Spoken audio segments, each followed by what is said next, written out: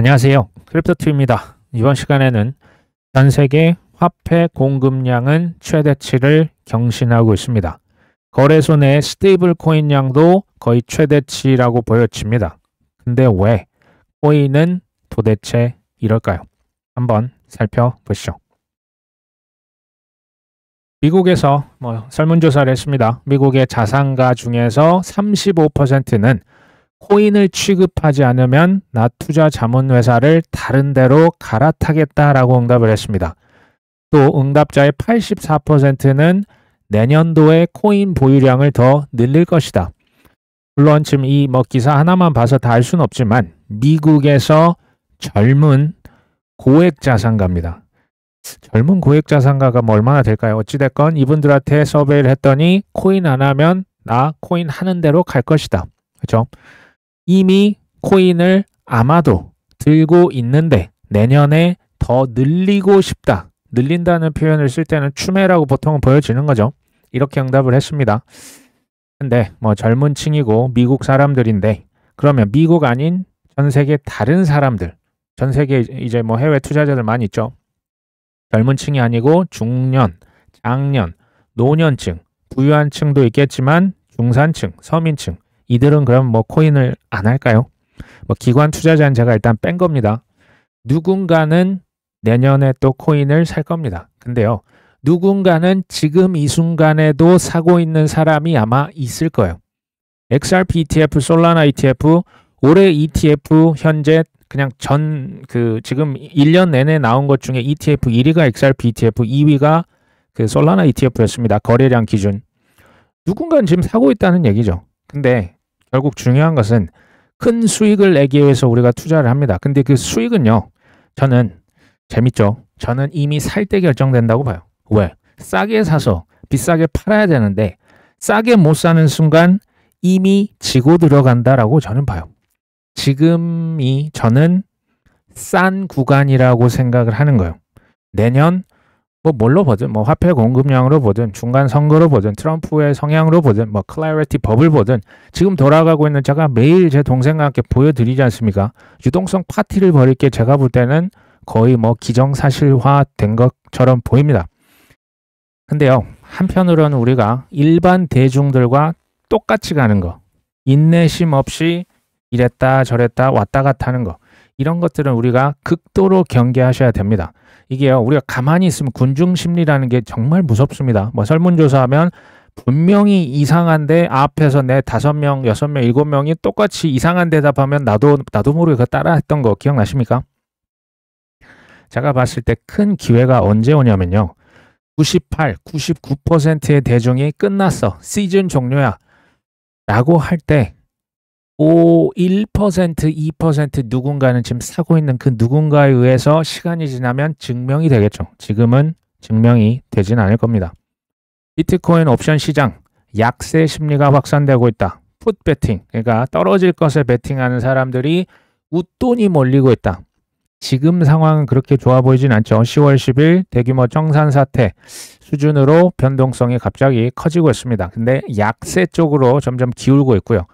옵션 시장, 비트코인 옵션 시장은 현재 약세 심리를 그대로 반영하고 있고 일주일 만기 풋 옵션, 이제 하방에 베팅하는 게 프리미엄이 14% 붙은 거예요. 우리 이제 김치 프리미엄은 플러스인데요. 이거 이제 떨어지는 걸로 플러스 14%가 붙은 겁니다. 트레이더들이 하락 가능성에 더 웃돈을 얹어서 거래하고 있다. 근데요, 타이밍이라고 하는 게 얼마나 부질없나. 이게 과연 일반인, 전문가라고 하는 사람, 투자 경력이 길다고 해서 이걸 맞출 수가 있나? 아예 내부자가 아니라면. 모두가 트럼프가 이제 대통령이 됐고 랠리가 터져 나올 거라고 잔뜩 기대했는데 뭐가 나왔습니까? 지난 4월 달에 관세 핵폭탄이 떨어졌습니다. 모두가 옥토버 랠리가 나올 것이다 라고 기대 반 설렘 반이 있었는데 아니나 다를까 10월 10일 역사적인, 제가 볼 때 이 기록이 깨지기 쉽지 않아 보입니다. 역대급 청산이 정말 어마어마하게 벌어졌었죠. 근데 지금 심리는요. 공포가 지금 제가 볼 때 극강의 공포라고 솔직히 저는 안 느껴져요. 진짜 공포 순간이 오면요.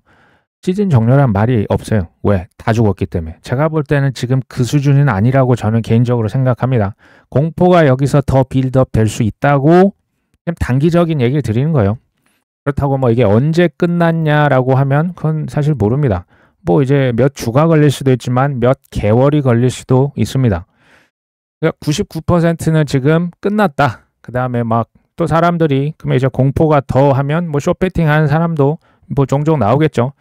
이게 점점 빌드업이 되면 어느 순간 아까 그 고관세 그 마찬가지 우리가 예상치 못한 블랙스완처럼 숏이요. 이제 롱이 청산됐으면 숏도 한번 청산이 되지 않을까요? 그런 다음에 언젠가 저는 반등이 그냥 이유 없이 나올 수도 있다고 봐요. 뭐 어떤 이벤트가 굳이 없더라도. 지금은 저는 뭐 에너지를 완전 잔뜩 비축하고 있다라고 보여져요. 저는 이럴수록 상승은 더 커질 수 있다고 봅니다. 언제일지 모르는 게 함정이에요. 그렇죠? 언제일지 아시는 분은 아시는 그대로 이제 투자를 하시면 되는 거고요. 하지만 우량 자산이 뭐 이게 망하고 없어지고 힘들고 제가 뒤쪽에서 확정된 미래에 대해서 좀 더 이제 자세히 보여드릴 건데요. 이걸 그냥 나는 알고 있고요. 그냥 아는 거예요. 그냥 뭐 노력하는 게 아니고 그냥 너무나 확실하다고 생각을 하시는 분은 그냥 견뎌지는 거예요. 믿어지는 거기 때문에.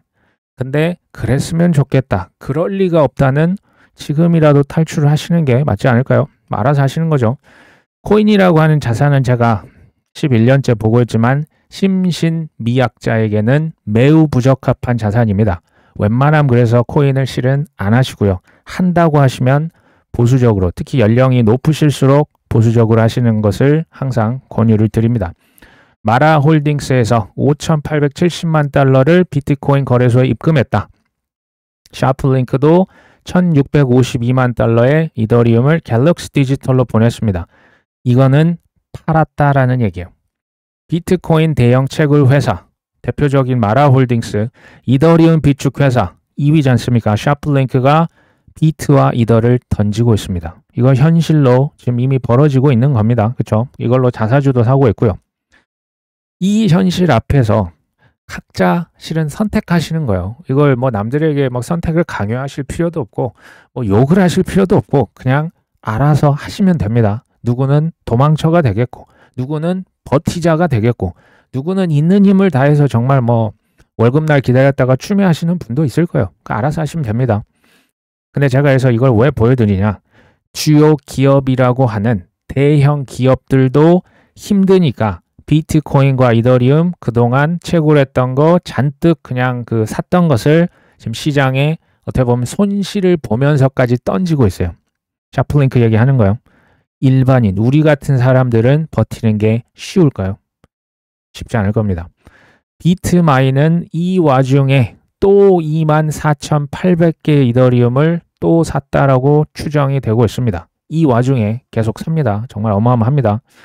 모두가 실은 어려운 시기 맞습니다. 결국 여기서 극강의 레벨이면요. 쉽게 수능으로 치면 난이도가 엄청 높아진 거예요. 뭐 이제 이거 무조건 이제 100점 만드는 사람 없애. 그러면 이제 뭐 킬러 문항 집어넣잖아요. 지금 그런 느낌이 실은 듭니다. 사실로 보여져요. 여기에서 못 버티는 사람과 잘 버티는 사람 결국 두 개예요. 옳은 선택을 했다면 이제 뭐 여윳돈으로 하셨다면 가정하는 겁니다. 못 버티는 사람에게서 잘 버티는 사람에게 계속적으로 지금 뭐가 넘어갑니까? 돈이, 좋은 자산이, 뭐 이제 부동산 경매 들어간 아파트가 계속 넘어가고 있는 거예요. 못 버티고 이자 내고 이자 내다가 나 더 이상은 못하겠어 던지는 겁니다. 그 누구한테 갑니까? 잘 버티는 사람이, 여윳돈 있는 사람이 이 부익부 빈익빈이 계속 되고 있는 거예요. 잔인하지만 이게 지금 벌어지고 있는 사실 현실입니다. 크립토 공포 탐욕 지수 뭐 11이라고 하는데 자 이거 가져온 이유는 이겁니다. 이거 크립토 공포 탐욕 지수는 비트코인 지수라 보시면 됩니다. 비트코인이 지금 극단적인 공포 구간에 뭐 지난주부터 들어갔는데요. 이게요. 짧을 때는 뭐 일주일, 2주일 있다 금방 이제 V자로 찍고 나올 수가 있는데요. 극단적 공포가 2달에서 3달 이상 지속될 수도 있습니다. 그리고 지금 참고로 그냥 얘기 드린 겁니다. 이 수치가 지금 낮다고 해서 지금 11인데 그러면 이 공포지수가 저기 8, 7, 6까지 내려갔다고 해서 그게 반드시 가격이 더 낮지는 않아요. 수치가 낮다고 해서 반드시 그게 바닥은 아닙니다. 극단적인 환희, 그러니까 75가 넘으면 이제 극도 유포리아라고 하거든요. 극단적 탐욕이죠. 뭐 예를 들어 뭐 80, 85, 90 같다고 해서 이게 반드시 고점을 의미하는 건 아닙니다. 그냥 분할 매수를 하시거나 분할 매도를 하실 때 투자 심리를 참고할 뿐입니다. 이걸 아셔야 돼요. 이게 무조건 수치적으로만 무조건 하실 필요까지는 없습니다. 달러 인덱스, 제가 뭐 이렇게 째려보고 있는 지표 중에 하나죠. 최근에 100을 다시 넘어갔습니다. 사실 100 밑으로 살짝 내려왔었거든요. 근데 다시 달러 인덱스, 주요 6개국 통화 대비해서 달러의 가치가 다시 올라갔어요. 저는 이 DXY가 최소 90 초반까지는 떨어져 줘야 우리가 그때 이걸 매도 지표로 한번 팔아봐 라고 생각을 여전히 하고 있습니다. 트럼프 대통령이 잊을만 하면 금리 인하 압박을, 이게 압박인지 협박인지 모르겠지만 계속 하고 있거든요. DXY가, 그러니까 금리를 인하한다라고 하는 것은 어쨌든 미국 그 이제 돈 빌릴 때 쓰는 금리를 낮추면, 돈의 가치를, 아니죠, 빌리는 그 퍼센티지를 낮추면 DXY가 아무래도 좀 더 떨어져요. 금리 인하하면 달러 인덱스, 그러니까 좀 더 약달러로 갈 수 있어요. 약달러가 되면 주식시장, 코인 시장, 특히 유동성에 민감한 코인은 반대로 튀어나갑니다. 그러니까 반대로 움직인다라고 얘기 드렸죠. DXY가 지금 잠깐 상승을 해 있다라고 하는 것은, 그러니까 일시적 강달러라고 보시면 될 것 같고요. 이런 시점에서는 위험 자산은 덜컹덜컥 지금 거리는 게 사실은 어찌 보면 당연하다라고 보여져요. DXY 나중에 한 90까지 내려오면 참 좋겠다라는 생각을 여전히 갖고 있습니다. 저는 내년 언젠가 실은 내려올 거라고 봅니다. 12월 달에 연준에서 금리를 동결한다면 비트코인이 6만, 7만, 8만 달러에서 박스권을 형성해서, 이거 굉장히 암울한 전망을 누군가 지금 내놓고 있습니다. 12월 금리 인하가 안 되면 글로벌 금융시장 긴축 압력이 지속이 되고 위험자산 수요도 동반 약화되는 흐름을 나타낼 것이다. 이건 어쩔 수가 없습니다. 비트코인은 이 같은 거시경제 변화에 예민하게 반응을 한다.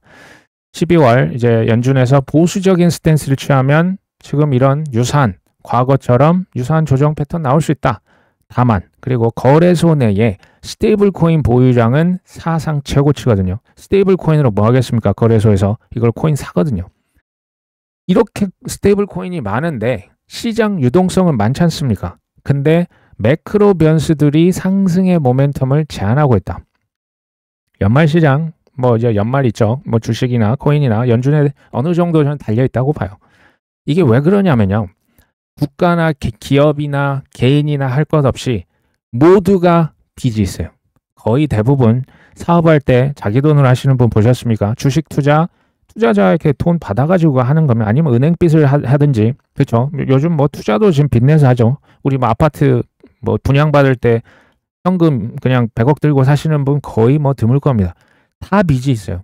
빚이 있는데 그 빚의 절반 이상이 뭘로 되어 있습니까? 달러로 되어 있어요. 그래서 DXY를 제가 보자고 하는 겁니다. 그리고요, 지금 스테이블 코인도 최고치인데 글로벌 M2도 사상 최고치 경신했거든요. 이러면 시장이 올라야 되는 게 맞아요. 그렇죠? 근데 왜 그럴까요? 여기서부터 이제 제 개인적인 의견입니다. 유동성이 많은데요. 이 돈이 시장으로 가든 경제로 가든 어디로 투여가 돼야 돼요. 투자가 되고 돌아다녀야 됩니다. 뭐 우리가 이제 소비도 하고 저기 뭐 음식점 가서 카페도 커피도 한잔 해야 되는데 돈을 안 써요. 이게 어딘가 또 대기업 회장님들 전 세계에서 투자 결정을 주저주저 하고 있어요. 돈을 풀렸는데 쟁여만 놓고 있다라고 보여져요. 미국에서 MMF 펀드 역대 최고의 금액이 거기 아직도 쌓여 있어요. 보수적인 사람들이 너무 지금 불확실성이 심해요. 관세 여전히 지금 이제 물가에 타격을 주고 있지 않습니까? 미국 내에서 이거 심각합니다. 전 세계적인 거죠. 강달러까지 나오고 또 10월 10일 코인은 청산이 되고 주식은 뭐 AI 버블이다 어쩌고 하고 있고 금리는 동결될 수도 있다. 지금 이게 지금 오히려 동결 가능성이 더 높아진 현재 상황이거든요. 피터 틸은 저기 뭐 비트마인을 팔았다, 뭐 손정희 회장이랑 엔비디아 전략 매도했다, 이런 얘기가 계속 나오니까 누가 어떤 용자가 거기에 지금 현물을 그냥 돈을 쓱 집어넣어서 사겠습니까? 겁을 많이 드셨고 실제로 이제 그렇잖아요. 이거 잘못하면 기업이나 우리 개인이나 큰일 날 수 있기 때문에 지금 뭔가를 다 보류하고 있다라고 보여져요. 제 생각입니다. 돈이 도는 게 아니고 그냥 쌓여 있어요. 이러니 특히 위험 자산인 코인을 누가 건드리겠냐라는 얘기예요. 지금 현재 상황이라고 전 보여져요. 12월에 그럼 연준에서 금리 인하 할까요? 죄송하게도 이건 몰라요. 이건 그냥 전 반반이라고 봐요. 할 수도 있고 안 할 수도 있어요. 제가 보는 투자 실력자는 이걸 맞춰버리는 사람이 아니라고 계속 얘기 드려요. 이거 어차피 동전 던지기예요. 그러면 실력자는 뭐다? 잘 대응하는 사람이에요. 플랜 A, 플랜 B 둘 다 계획이 있는 분이에요. 최악도 고려하셨던 분입니다. 이 원칙을 지키는 분이 전 실력자라 봐요. 그래야 생존이 되거든요.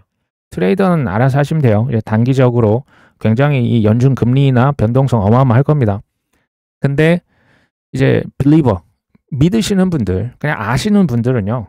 금리가 동결돼서 시장이 막 그냥 저 비트코인이 뭐 7만 달러, 6만 달러 흘러내리면 우량 자산 거의 뭐 열심히 저 같으면 좀 더 살 겁니다. 물론 뭐 여윳돈이 허락하는 범위 내에서 그러겠죠. 똑같은 월가의 레전드 두 분이 있어요. 한 분은 켄 피셔고요. 한 분은 뭐 채권 왕이라고 불리는 제프리 건들락입니다. 한 분은 낙관론이에요. 켄 피셔는 걱정의 벽을 타고 희열에 도달해야 거품인데 아직은 그런 것 같지 않은데. 그 다음에 뭐 M7은 이제 골드만삭스에서 그 매그니피센트 세븐은 현금 많고 자사주 매입도 하고 있고 배당도 실시한다. 빅테크의 수익성 아직 뭐 검증 단계야. 그러니까 좀 더 지켜봐야 돼 이런 분이요. 켄 피셔가 이런 얘기를 하더라고요. 사람들이 거품이야 거품이야라고 말을 하면요. 거품이 아니래요. 재밌습니다. 그러니까 바닥이야 바닥이야 시즌 정리하면 바닥이 아니랍니다. 그런 느낌이에요. 진정한 거품은 이 켄 피셔 얘기예요. 두려움이 1도 없는 상태, 의심이 1도 없는 상태, 시장에서 그냥 뭐 너무나 확정돼서 막 도취됐던 그런 느낌. 2017년 코인 12월 달 생각하시면 됩니다. 그때는 뭐 극도의 이제 환희였었지 않습니까? 그때가 이제 거품이겠죠. 그리고 투기성 IPO, 그리고 예외 없이 모든 사람이 한 방향만 쳐다보고 있으면 이게 이제 그 거품의 징후인데 아직 그런 건 안 보이는데 켄 피셔가 얘기하는 겁니다. 그 다음에 비관론, 건들락 얘기했죠. 시장이 내 인생 통틀어서 이렇게 특히 주식시장 이거 너무 심해. 투기가 최악이야. 그리고 AI 칩, 뭐 감가상각 그 방식 이거 조작한 거 아니야? 마이클 베리가 이런 얘기 했었죠. 생성형 AI는 자동 완성, 뭐 스트레이트 버전이다 이런 얘기를 했는데요. 재밌죠? 그러면 이 둘 중에 한 명은 틀려서 끝나야 되는 거 아닙니까? 근데 이분들 지금 45년 이상 월가 베테랑 레전드로 남아있어요. 이상하지 않습니까? 시장에 단기적인 방향성이 틀려도 이분들은 여전히 레전드예요. 왜 그런지 아십니까? 이분들은요. 자신만의 타협 없는 투자 원칙이 있어요. 무조건 지키는 리스크 관리 원칙이 실은 있어요. 그러니까 이런 설사 틀려도 살아남는 거예요. 전 이게 레전드라 보는 거예요. 잘 대응을 하셔서, 잘 맞춰서가 아니죠. 잘 대응해서 일단 생존하는 거예요. 그리고 본인이 틀리면 피해를 일단 최소화시키고요. 해지를 한다는 얘기예요. 본인이 유리한 때가 올 때까지 기다립니다. 잘 모르잖아요. 워런 버핏, 피터 린치 AI 투자 안 합니다. 그냥 안 하는 거예요. 모르면 안 하는 거예요. 뭐 남들 한다고 해서 그냥 뭐 일단 해볼까 뭐 슬리퍼 신고 막 그런 분들이 아닌 거예요. 본인이 100% 확신 있는 종목만 하시는 거고요. 본인이 확신 있게 결단할 수 있는 그 타이밍을 끈덕지게 기다렸다가 그때야 비로소 들어가는 겁니다. 본인이 결정을 하는 겁니다. 돈나무 언니 아크 인베스트는 제가 보니까 조금 더 공격적인 스타일로 하시는 것 같아요. 지금 또 4,200만 달러 서클 주식 불리시 여기 이제 거래소죠. 비트마인 주식을 추매를 했습니다. 왠지 조금 더 살 것 같은데 제가 볼 때 이분 계속 이런 식으로 아마 계속 살 것 같아요. 12월 금리 인하 그때 돼서 상황 봐서 하자. 이게 이제 어떻게 보면 약간 보수적인 측이라면 돈나무 언니는 지금 안 기다려요. 그냥 기다리지 않고 지금부터 이만함 됐다 하면서 바닥을 잡으려는 게 아니고요. 그냥 분할로 매수를 꾸준히 하는 것으로 보여집니다. 그렇죠? 이 돈나무 언니는 고점에 설사 물려도 이걸 감수하고 들어가는 거예요. 그리고 기다릴 수 있는 능력이 있는 거고 끝끝내 기다렸다가 수익을 보고 익절을 하겠죠. 물론 손절도 할 겁니다. 자기만의 방식이 있는 겁니다. 본인이 옳았다라고 하는 게 증명이 될 때까지는 옆에서 퇴물이다, 늑달이다, 노인이다, 돈나무 언니 엄청 욕 먹었거든요. 특히 22년도 뭐 조롱도 하고 뭐 협박도 하겠죠. 근데 그냥 침묵하는 게 지혜롭다라는 생각이 듭니다. 그렇죠? 그냥 묵묵히 자기 길 가는 거예요. 남과 자기를 비교하고 뭐 기회비용이 어떻고 뭐 껄껄껄하고 남을 막 저주하고 남 탓을 하는 그럴 시간과 여유가 저는 없다라고 보여집니다. 연준의 비공식 대변인 있죠. 월스트리트의 기자가 12월 FOMC 투표는 매우 치열할 것이다. 금리 동결이야. 금리 인하야. 지금 뭐 싸우는 거 이제 굉장히 열심히들 싸우고 있다. 지금 이런 얘기죠. 10월 달에 FOMC 의사록 뭐 의견차가 컸다. 그러니까 서로 싸우고 있다. 누구는 동결, 누구는 인하. 대다수 위원들은 시간이 지남에 따라서 정책이 더욱 완화될 것으로 예상을 했지만 12월은 잘 모르겠어. 12월 1일자로 QT에 대해서는 다 찬성을 했어요. 그러니까 QT는 할 거 QT 종료를 할 겁니다. 근데 여전히 불확실합니다. 셧다운 때문에 지금 뭐 일자리다 뭐다 지표가 지금 완전 깜깜이에요. 이 상황에서 뭔가 결정하면 이 책임 뒤집어 쓰는 겁니다. 공무원 입장에서 생각했을 때 정책에 대해서 내가 결정을 내려서 그 뒷감당하고 싶은 사람이 있을까요? 제가 봤을 때, 그러니까 직장인이다, 뭐 자영업자 같은 경우는 뭐 이제 월급이나 수입이 나오시는 대로 지금부터 뭐 12월 10일 뭐 나쁘지 않다라고 보여져. 그냥 여윳돈 될 때 그냥 평소 사고 싶었던 코인들, 뭐 아니면 뭐 주식이 될 수도 있겠죠. 근데 제가 한 가지 얘기 드릴 것은 QT 종료했다고 해서 바로 QE를 하는 게 아니에요. 이게 그 기간이 있어요. QT 종료 이퀄스 QE가 아닙니다. 그 기간이 있고 QT 종료했다고 해서 QE를 시작했다고 해서 바로 시장이 오르는 것도 아닙니다. 생각보다 기다릴 수도 있어야 된다는 얘기를 계속 지금 드리고 있습니다. CFTC 위원장 지명자 마이클 셀틱이라고 하는 사람이 앞으로 맡게 될 업무에서 코인이 주요 우선순위가 될 것이다. CFTC 쪽으로 지금 무게중심이 많이 기울고 있거든요. 개발자들이 성장할 수 있는 환경 마련하고 투자자를 보호하는 새로운 거래소들이 등장할 수 있도록 규제 틀을 구축할 기회다. 누구 의지를 지지한다고 얘기합니까? 도널드 트럼프 대통령의 의지를 지지한다. 재밌죠? 저는요, 개인적으로 트럼프 대통령이 그 코인 관련된 공약을 했습니다. 뭐 비트코인을 전략 비축하겠다, 뭐 1년에 20만 개, 뭐 총 100만 개를 모으겠다, 이걸로 미국의 부채를 뭐 어떻게 하겠다, 이런 것들 있죠. 절대 팔지 않겠다. 저는 지킬 걸로 봐요. 저는 트럼프 대통령을 신뢰한다기보다는 그 뒷단에서 킹메이킹을 했던 로비스트의 그들의 어떻게 보면 영향력을 좀 더 신뢰하는 편입니다. 블랙락에서 스테이킹 이더리움 ETF 등록했습니다. 제 동생도 얘기를 드린 바가 있는데요.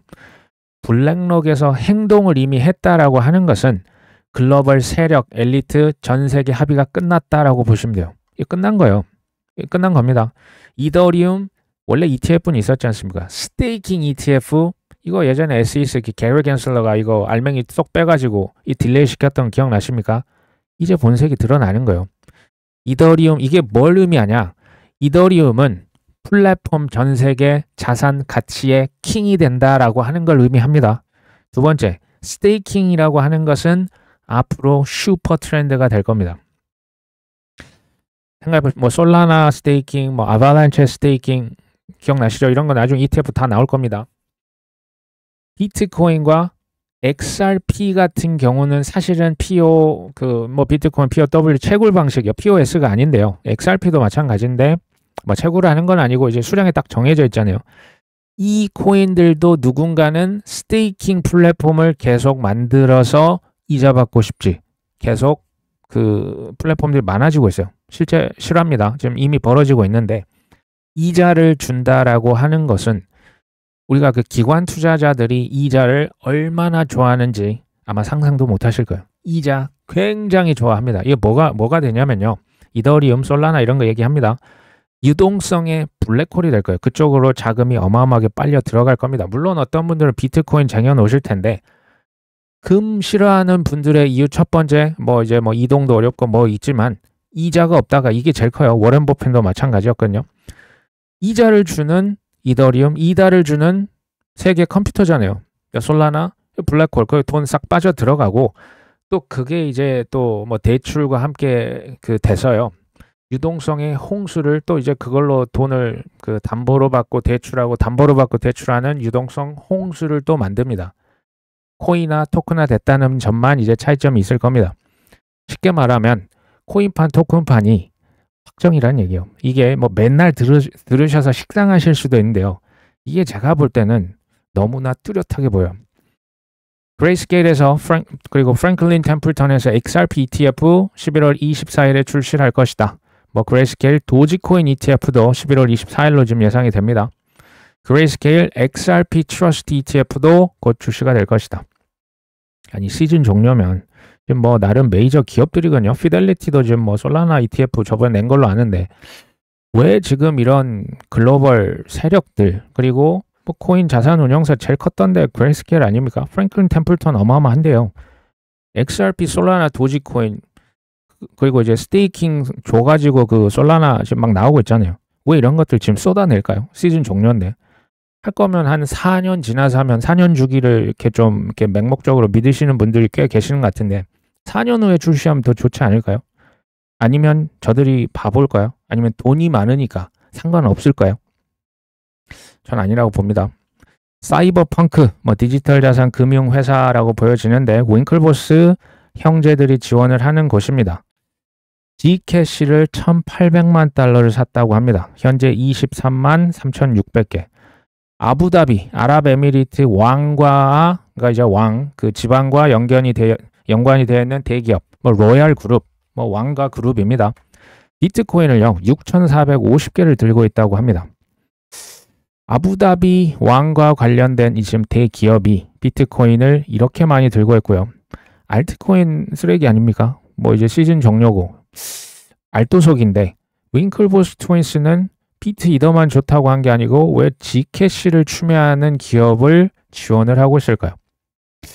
돈을 너무 많아서 주체를 못하는 걸까요? 혹시 이들이 가격이 이만하면 됐다라고 하는 때에 확신하는 코인을 지금 뭐 굉장히 노력하면서 포모 매수하고 있지는 않을까요? 생각을 해보는 거죠. 크라켄 주요 거래소입니다. IPO를 그냥 대놓고 하시면 되는데 왜 비밀리에 신청을 했다고 합니다. 크립토 회사들 제가 봤을 때 내년 중간 선거 이전에 물 들어올 때 아마 전부 다 IPO 희망을 할 것으로 보여집니다. 그리고 크라켄은 지금 메이저 기업이라고 할 수 있는 월가의 골드만삭스, JP모건과 사전 자금 조달 관련 협의를 이미 한 바가 있습니다. 최근에 시타델로부터 2억 달러, 거의 한 3천억 원 이상을 이제 뭐 그냥 별도로 투자금을 유치를 했었고요. 제가 지금 크라켄이라고 하면요. 지금 두 가지 좀 갈등이 될 것 같아요. IPO는 당연히 내년에 해야 더 크게 물이 들어오지 않습니까? 주식 더 비싸게 팔 수 있는데 한편으로 반대편으로 이럴 수도 있어요. 이럴 때 확장하기 좋은 거예요. 왜? 이럴 때 지금 다들 좀 몸을 움츠리고 있을 때 기업을 인수하는 것도 싸게 살 수 있고 마케팅할 때도 비용이 적게 들 수 있어요. 두 가지 마음이 그래서 저는 둘 다 하고 있는 것으로 보여집니다. 크라켄 얘기하는 거예요. 비공개 IPO 신청을 했을 때 장점이 있습니다. 타이밍을요. 그러니까 비밀리에 했기 때문에 조금 이제 그 베일에 쌓여 있는 거예요. 타이밍을 몇 개월 왔다 갔다 하는 게 좀 더 편해지고요. 가격, IPO 뭐 주가 얼마 할 거야? 밸류에이션 뭐 얼마로 할 거야? 요거를 조율하는데 조금 더 유리할 것이라고 보여집니다. 어쨌든 그들이 과거에는 내년 1분기 IPO 한다고 했었거든요. 어쩌면 내년 IPO 2.0 시대, 코인 회사 얘기하는 겁니다. 포문을 열 수도 있겠다.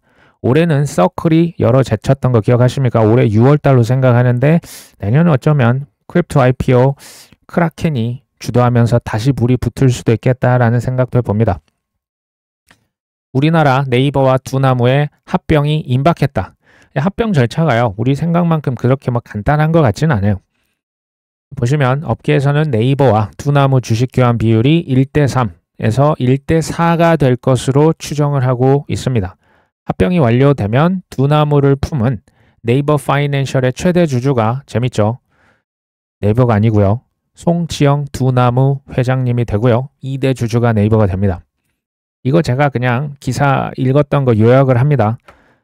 네이버 입장에서는 업비트, 넌 내게 굴욕감을 준 겁니다. 이게 무슨 얘기냐? 이거 네이버가 우리 합병 같이 해볼까? 먼저 제안을 한 것으로 알려져 있어요. 네이버의 그 이해진 의장이 송치영 두나무 회장에게 제안을 했습니다. 서울대 선배님이 후배한테 우리 좀 같이 해보지 않겠어? 라고 했고요. 지금 주식 비율이 1대3, 1대4라는 얘기는 무슨 얘기냐면요.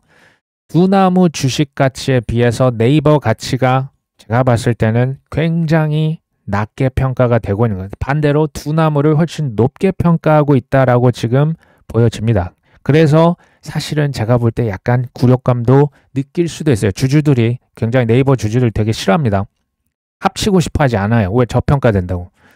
왜 근데 이걸 강제로 여기까지 이끌고 왔겠냐라고 생각을 해보셔야 돼요. 왜가 제일 중요해요. 굴욕을 감수하고서라도 업비트를 인수한 게 아니고요. 지금 인수를 당한 겁니다. 스스로 선택한 거예요. 생각해 보시면 거의 지난 한 20년 이상 우리나라 압도적인 검색 엔진 1위가 뭡니까? 네이버죠. 킹왕짱 플랫폼이었죠. 그러면 당연히 광고 수입 킹이었겠죠. 네이버 전에는 아시죠? 이제 좀 연세 있으신 분들 TV 광고, 라디오 광고, 아니면 뭐 이제 뭐 그 길가에 보시면 도로변에 큰 광고판 있죠. 이런 거였어요. 근데 네이버가 싹쓸이한 거예요. 신문지 광고 요즘 누가 합니까? 신문지 봅니까? 지난 20여 년간 모든 수입을 싹쓸이 했죠. 광고 수입 많이 가져갔습니다. 근데 지금 어떻습니까? 챗GPT, 뭐 그록이다, 여기 뭐 퍼플렉시티다, AI 이게 플랫폼 나온 다음에는 사람들이 구글 검색, 네이버 검색량이 눈에 보이게 뚝뚝뚝 떨어질 거예요. 그럼 사람들이 거기에 광고를 할까요? 하려고 할까요? 다 뺏기겠죠. 이게 위기를 느끼는 거예요. 네이버에서. 그래서 AI 뭐 별도로 진행하고 있습니다. 네이버도 그렇고 뭐 카카오도 할 거예요. 근데 AI를 별도로 하고 지금 크립토 쪽으로는 업비트 바짓가랑이 잡고 있는 거예요. 왜? 이렇게 해야 살아남아요. 일단 생존을 할 수가 있고 AI와 크립토 두 가지 모두 잡겠다라고 보여집니다. AI와 크립토를 무시하거나 적절하게 준비를 하지 않았다면 제가 봤을 때 앞으로 5년, 10년 생존 절대 장담 못할 겁니다. 그리고 금, 가 분리가 깨질 것으로 보여집니다. 금융과 가는 가상자산. 원래는 이제 뭐 가상자산 코인한 변동성이 크니까 전통 금융이 여기 들어가면 안 돼. 은행 너 이런 거 직접 하지 마라고 했었는데요. 지금 이게 허용적으로 자리를 잡을 것으로 보여져요.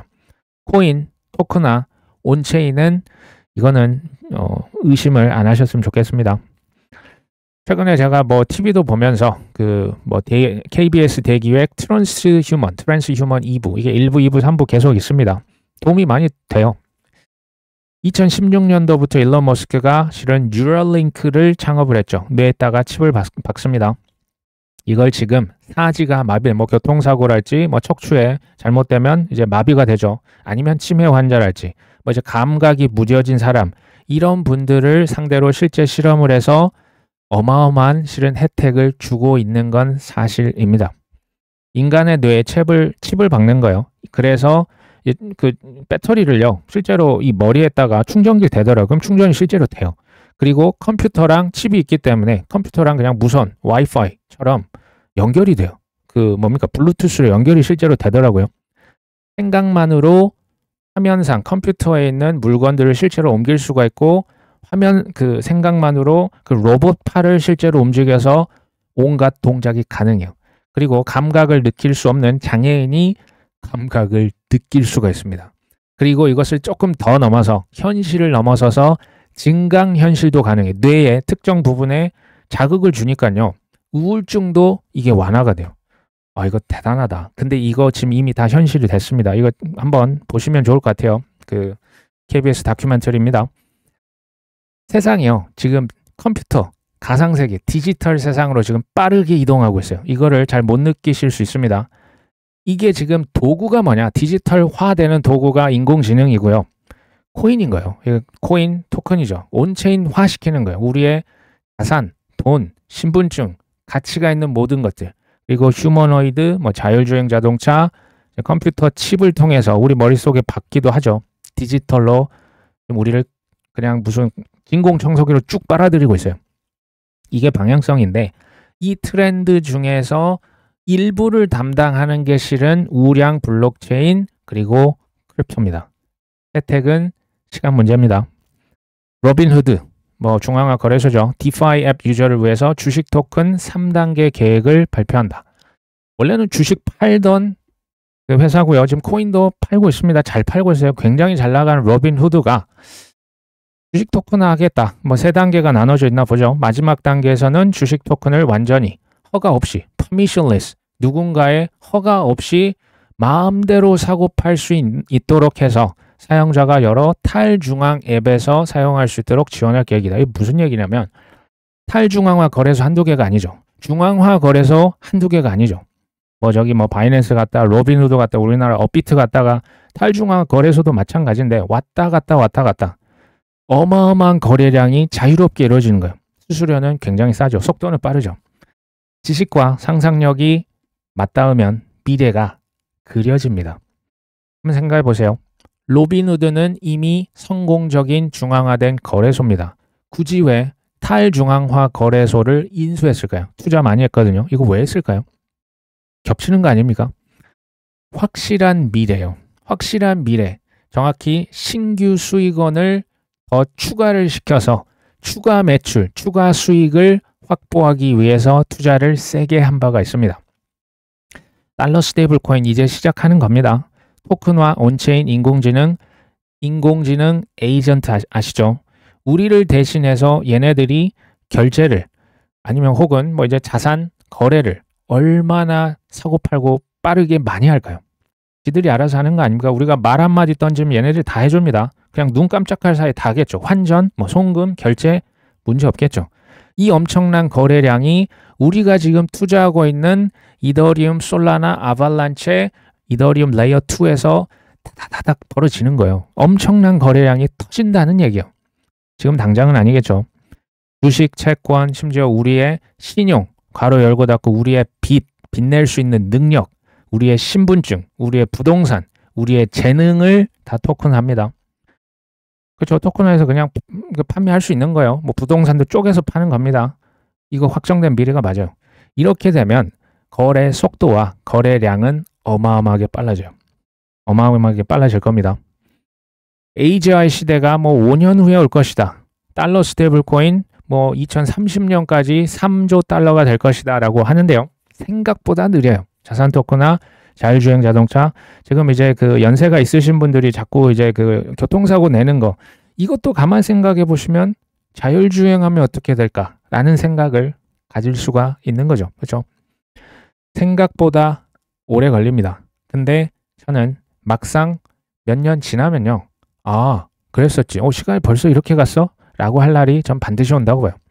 오랜 기다림이 늘 어려운 거죠. 근데 기다림을 잘 할 수 있는 분들은 사실은 확정적인 미래를 잘 아는 분이에요. 제가 마지막은 해시드의 김서준 대표님 글을 한번 소개를 드리려고 합니다. 인사이트가 엄청나요. 풍요의 역설 앞에서 페이스북 가서 팔로우 하시면 좋을 것 같아요. 노동의 종말 그리고 가상 신대륙을 다시 생각하며 미국 지금 사우디 투자 포럼 일론 머스크랑 젠슨 황이랑 트럼프 대통령 저번에 갔었죠. 여기에서 일론 머스크가 뭐라고 또 했냐면요. 향후 10년에서 20년 정확히 언젠지 모르겠지만 화폐는 의미를 잃을 것이다. 그리고 노동은 사라질 것이다. 한번 더 보시죠. 공상과학이 아니라고 합니다. 사우디의 막대한 자본, 미국의 기술력이 만나는 투자 현장에서 나온 구체적이고 현실적인 예측이다. 그의 발언 뒤에는 풍요의 시대에 대한 확신이 있다. 휴머노이드 로봇 AI가 인간의 모든 노동을 대체하면 생산 비용은 제로에 수렴한다. 로봇이 전기세만 있으면 되겠죠. 그렇죠? 생산 비용 안 듭니다. 노조 가입하는 것도 아니고 쉬지도 않습니다. 경제학의 기본 전제인 뭐가 사라집니까? 희소성이 사라지네요. 희소 자원을 배분하는 게 뭡니까? 이게 우리가 쓰고 있는 화폐요. 화폐가 필요합니까? 희소성이 사라지고 모든 게 풍부해지면 화폐가 무슨 의미가 있습니까? 존재율을 잃는다. 생존을 위해서 우리는 시간을 팔았던 거. 이게 우리가 회사에 다니는 이유거든요. 시간을 팔아서 돈을 법니다. 그렇죠? 이걸 노동이라고 합니다. 노동이 과거의 유물처럼 된다. 이게 지금 막 한꺼번에 스스슥 되는 건 아니에요. 시간은 걸릴 겁니다. 보편적인 기본소득을 넘어서 모두가 원하는 것을 누릴 수 있는 보편적 고소득 시대가 열린다는 것이다. 이게 일론 머스크가 지금 한 얘기입니다. 물리적인 결핍이 원래는 있죠. 물리적인 결핍이 있죠.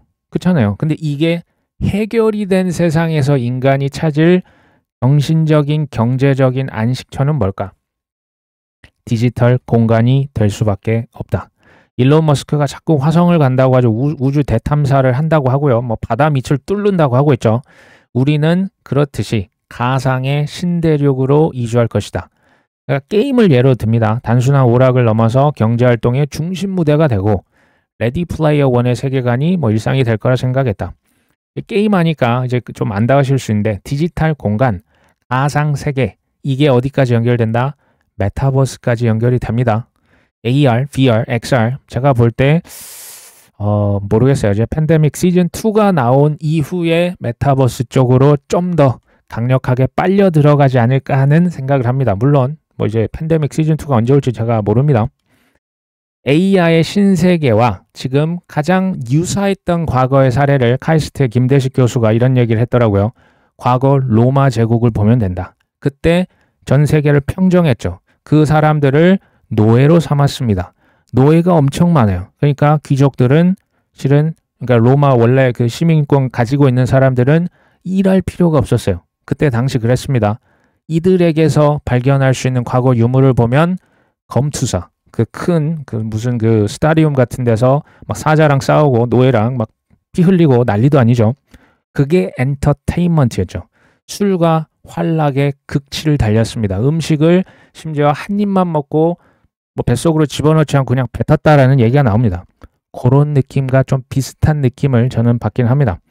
자, 하지만 가상세계가 진정한 삶의 터전이 되려면 신뢰라고 하는 난제를 해결해야 된다. 현실의 화폐가 무의미해질수록 가상자산의 가치는 역설적으로 중요해진다. 제 표현으로 바꿔볼게요.